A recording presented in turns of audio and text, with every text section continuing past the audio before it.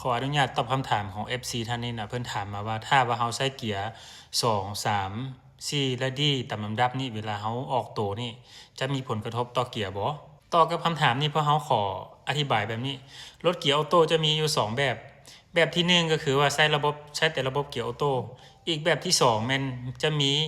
ระบบเกียร์ออโต้และเกียร์กระปุกอยู่ในตัวโดยเฉพาะมันตระกูลรถที่เป็นทรงสปอร์ตเนาะมันจะมีเกียร์ลิ้นเกียร์กระปุกอยู่พวงมาลัยนำเฮาสามารถปรับได้เนาะ เฉพาะรถที่เป็นเกียร์ออโต้ทั่วไปนี่มันแนะนำให้ใช้เฉพาะแต่3กรณีนี้เนาะ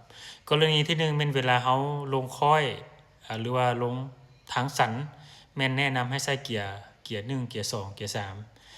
แล้วแต่สถานการณ์เนาะกรณีที่2แม่นเวลาเฮาใช้เกียร์ต่ำเกียร์2เกียร์3นี่ในเวลาที่เฮาแก้เครื่องหนักเนาะโดยเฉพาะเป็นประเภทรถกระบะนี่เฮาแก้เครื่องหนักมันเฮาแนะนำให้ใช้ตัวนี้มันจะเฮ็ดให้เครื่องจักรของเฮานี่มัน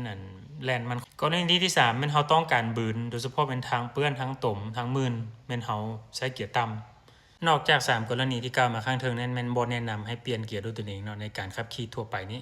ซึ่งมันอาจจะเฮ็ดให้หอบหมุนของจักรนี่สูงเกินเนาะซึ่งมันมีผลต่อระบบเกียร์เนาะเฮ็ดให้เกียร์นี่สึกรอไว้เฮ็ดให้กินน้ำมันหลายขึ้นแล้วก็เฮ็ดให้ระบบอิเล็กทรอนิกส์หรือว่า ECU นี่มันมีปัญหาได้เนาะพวกระบบเซ็นเซอร์นี่เนื่องจากว่ามันถูกออกแบบมาว่าเฮาเวลาเฮาเร่งความไวเท่านี้มันต้องเปลี่ยนเกียร์เท่านี้เนาะถ้าเฮาไปฝืนเกียร์มันจะเฮ็ดให้ระบบเซ็นเซอร์ตัวนี้ทำงานผิดพลาดเนาะสรุปคือการใช้เกียร์2เกียร์3เกียร์4นี่เฉพาะในกรณีที่เฮาขึ้นภูลงภู